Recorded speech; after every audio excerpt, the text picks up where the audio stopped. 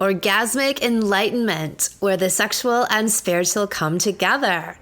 I'm Kim Anami, and I'm a holistic sex and relationship coach and a vaginal weightlifter.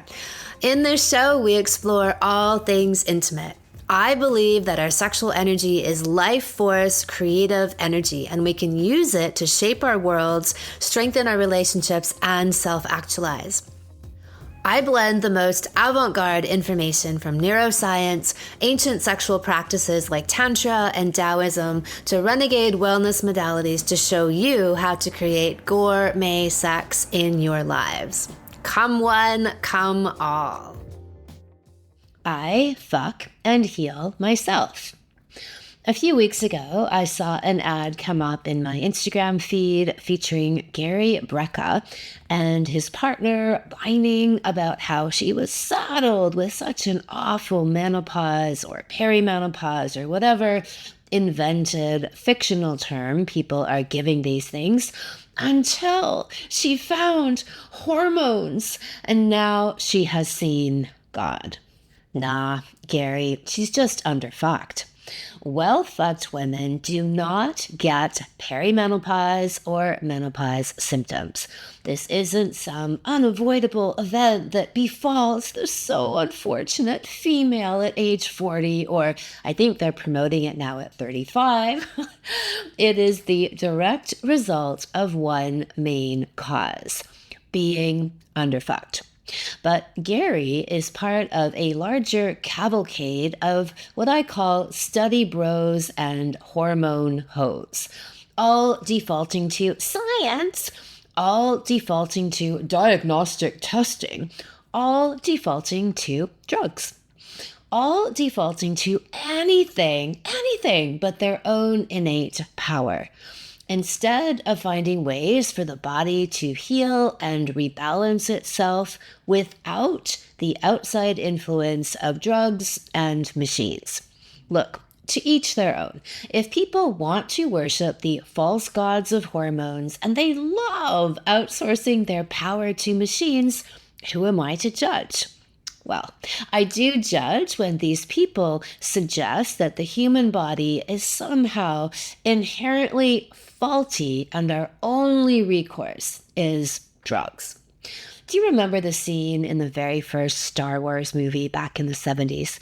Princess Leia programs the message into R2-D2. Obi-Wan, you're our only hope. But here, it's hormones, you're our only hope. Honestly, it's boring and pathetic, and I have zero respect for it. There's a whole faction of menopause morons out there with their sworn allegiance to HRT as something they will, and I quote their fearful leader, Dr. Marie Claire, taking it for the rest of their lives. Marie Claire says, and I quote, she will die with an estradiol patch on. And then we have the newly baptized peptide warriors telling you that if you inject these unknown, barely tested substances into you every day forever, you will find the fountain of youth right here in this syringe. So look, this podcast isn't about whether these things are proven safe or not, because everything is safe until it isn't, or it can never be admitted to be unsafe. Meaning Botox was apparently safe until women started getting all of these autoimmune reactions. Mercury fillings were safe until people were getting additional autoimmune reactions, and we realized that maybe mercury in the mouth and the brain may not be such a great idea. Root canals were safe until they were linked in 98% of breast C-word cases. Frankentits were safe until hundreds of thousands of women began to experience breast implant illness.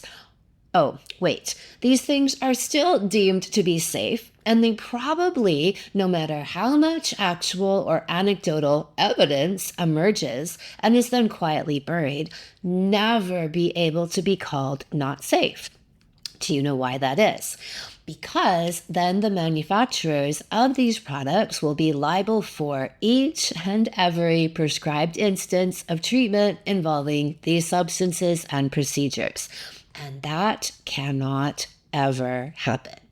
So you, as a consumer, either become very, very good at caveat emptor, buyer beware, or you begin to come to the conclusion that maybe, just maybe, the constant tweaking, altering, and interfering with the human ecosystem is actually the problem.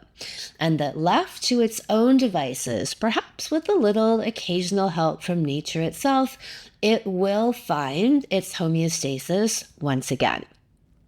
So, what does biohacking even mean these days? What did it ever mean? Was it and is it only ever about being a shill for hormones and supplements and machines?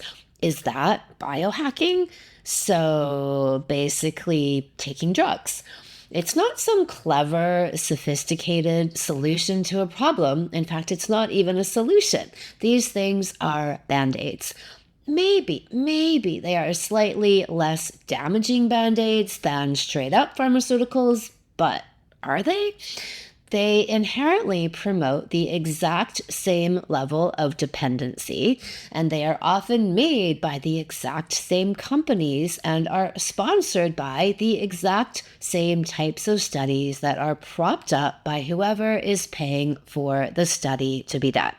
So let's talk studies for a moment. Studies are whore speak for I was bought and paid for and will do and say anything you want. The people who are convincing you to take hormones and peptides are being paid to tell you that. They make affiliate commissions on all sales, and they also get outright paid to endorse these things. I know because I was laughably approached to do this. Clearly, they didn't do their research on me, and they don't know my ethos around healing. So the missing health and beauty ingredient for all of these people and all of these conditions is vitamin F, vitamin fuck, or to be precise, the peptide chain WF+++, aka well fucked to infinity.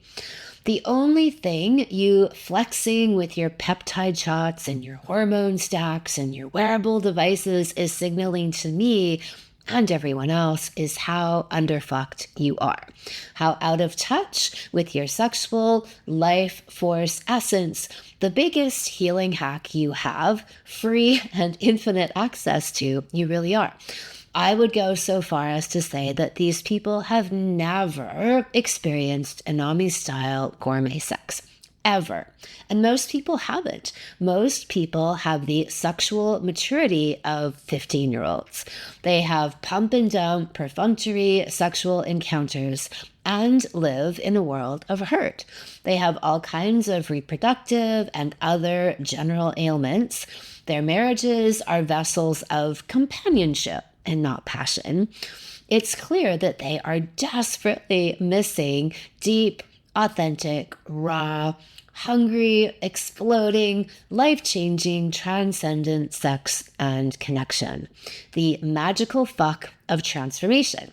If they had it in their lives, they would know, and we would know, because they would stop shilling for all these drugs and mechanical devices. Their hormones would balance out, the weight would drop off, there would be no need for antidepressants. They would be unlocking the superpowers that only happen when you enter the magical, mythical kingdom of the well-fucked. And that's how you know that they've only ever had boring, superficial, well, sex isn't an important part of a relationship, don't you know that? Kind of sex. Reproductive hormones are the master hormones in the body. and they get produced in spades when you have good sex. So all of the arguments that people try to make when they say, well, the female body just stops producing these hormones in menopause. No, it stops producing them in underfucked people. So the kinds of people having average pump and dump, jerk off to porn, sex, or perfunctory, we're married, so we should check this box and do this for 5 minutes kind of sex. These kinds of people, that kind of sex is not going to help you at all. I mean, this changed my life. I've seen God. I've been fucked and loved into oblivion sex. That is the sex that creates the hormonal and neurotransmitter flow that props up your entire system. And only people who are well fucked in the Anami definition of gourmet sex well fucked have it. So back to the study bros and the hormone hoes.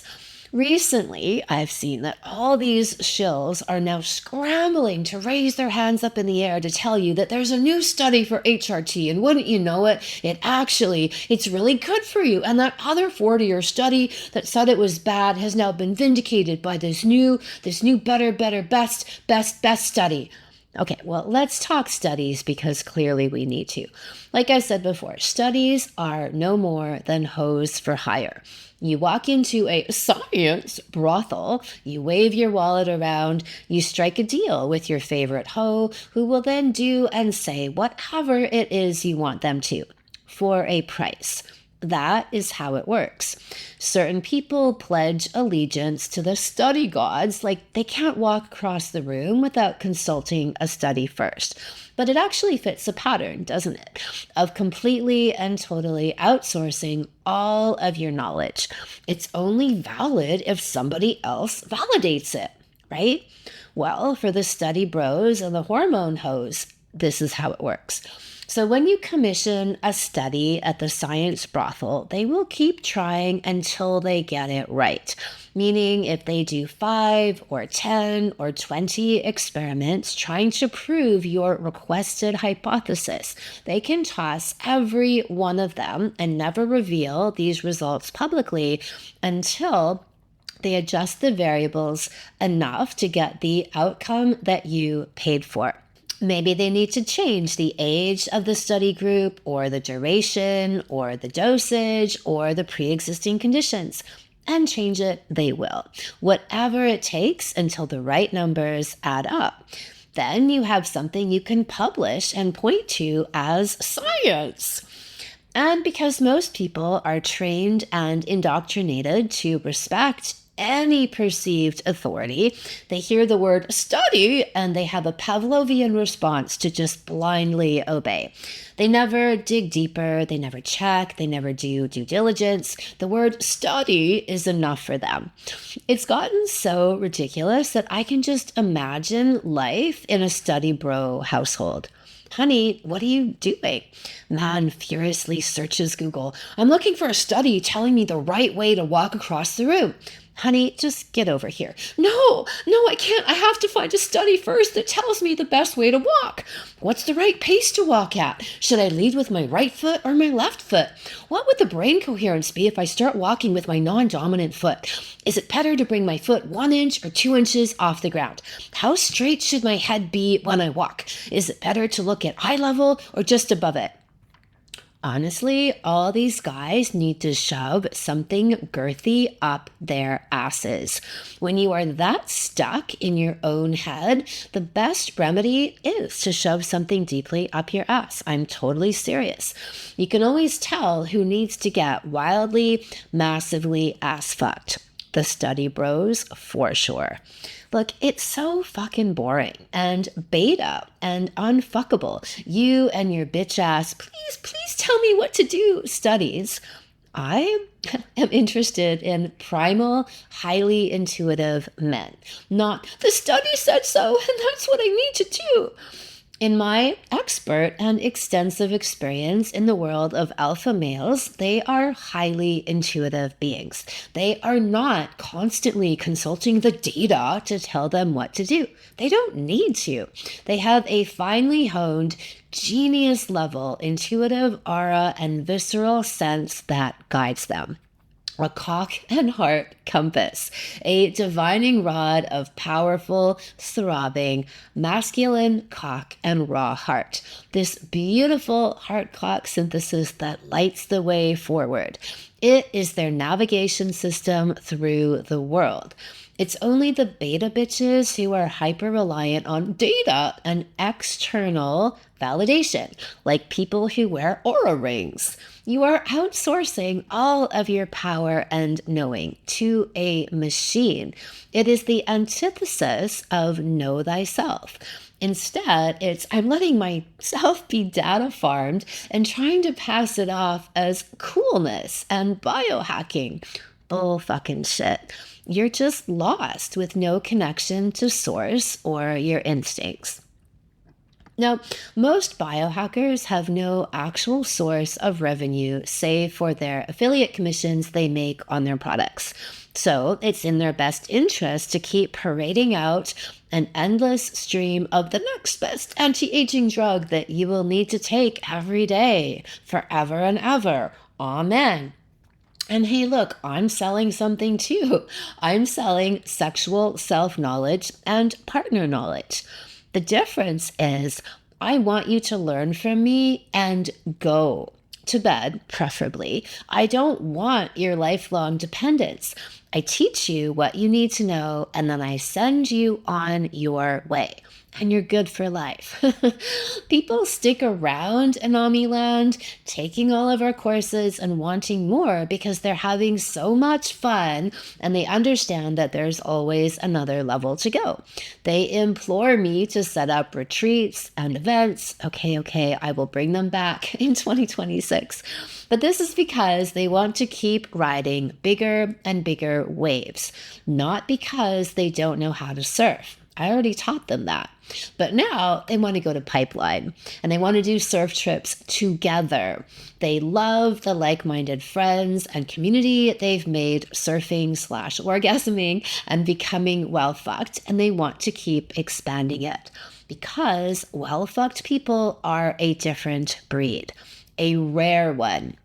Except obviously in Land, where we have a very high concentration of them.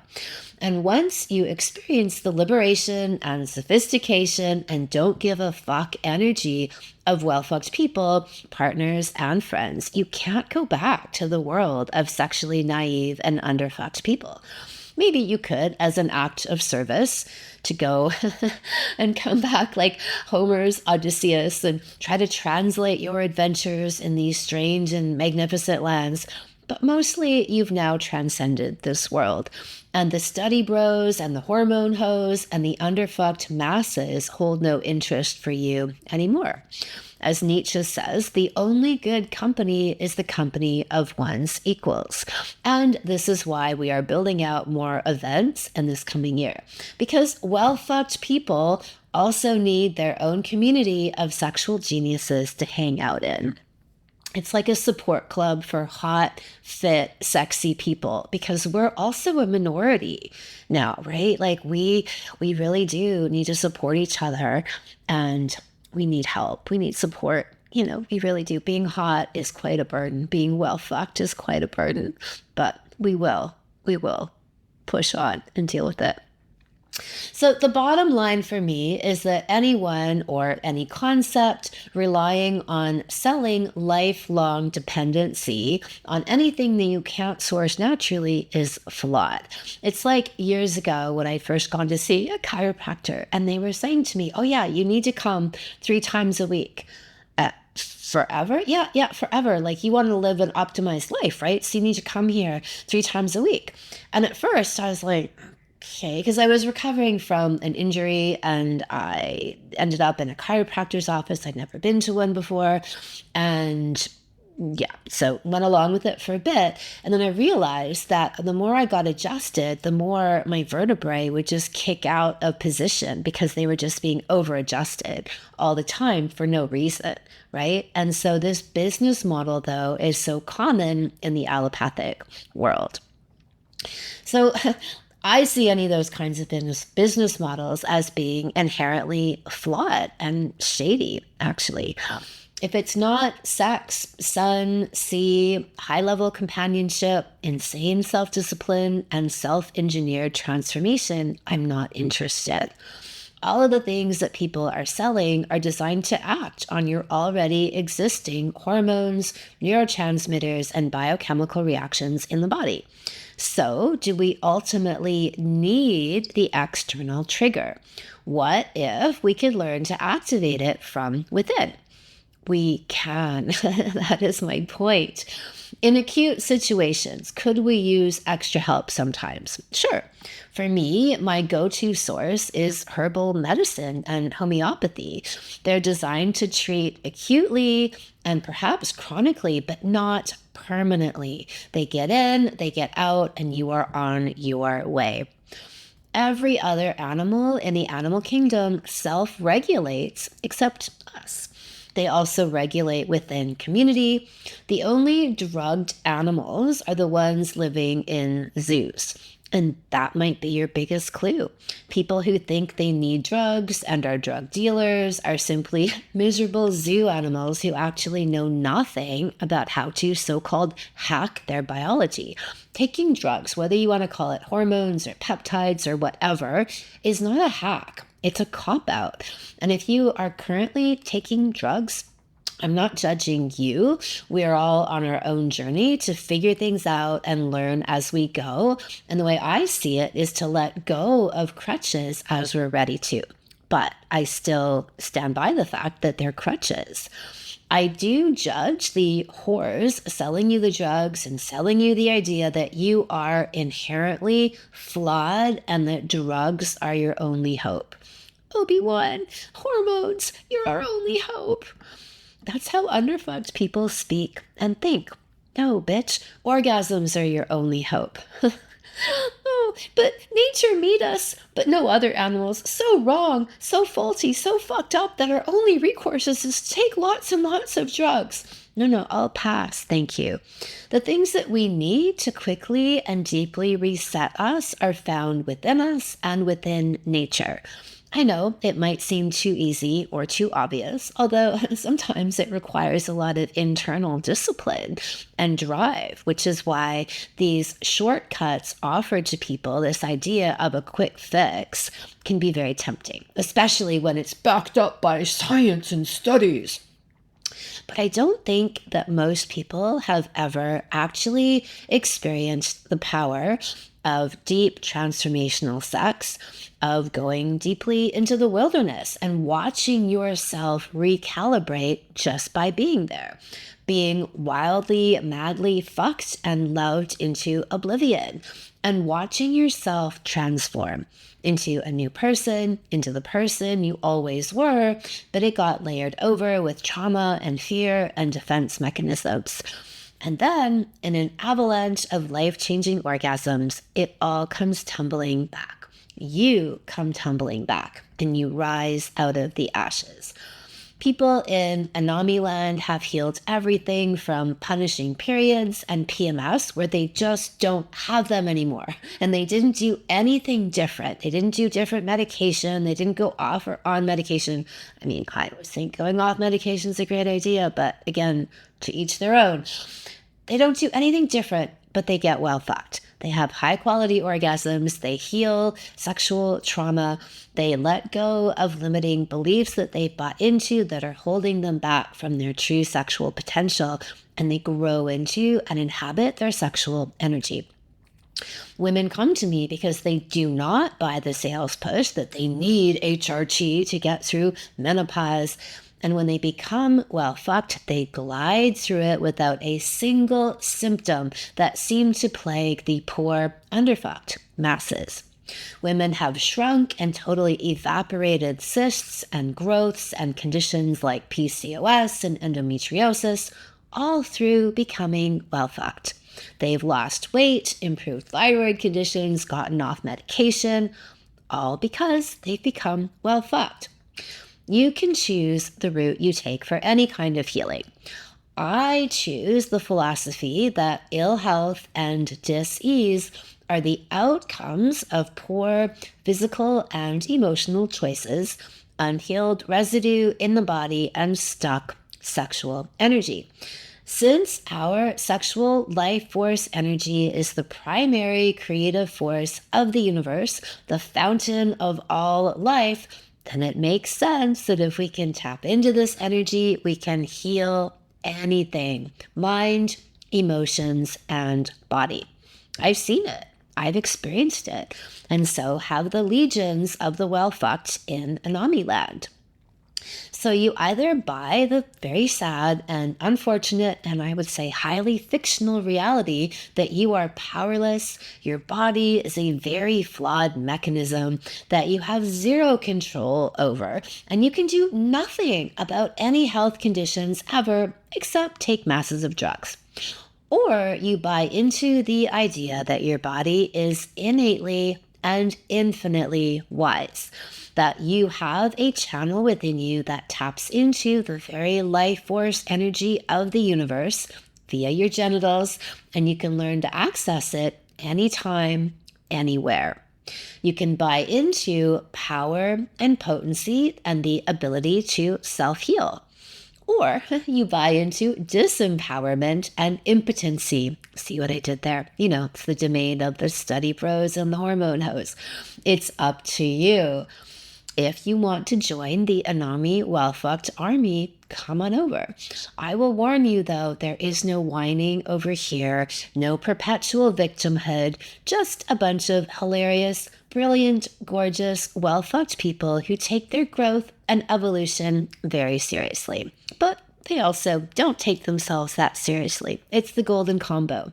Reverent, irreverent, sacred, profane, but completely, utterly, wildly, life-changingly well-fucked. Thank you so much for listening. Subscribe to the podcast, leave a review, and send somebody else the gift of a multi-orgasmic and transformational love life by sharing this episode with them. If you'd like to go deeper into all things orgasms, sign up for my free Orgasmopedia series, where you'll learn about 9 different types of orgasms everyone can have. Go to kimanami.com and you'll see the sign up there. Come one, come all.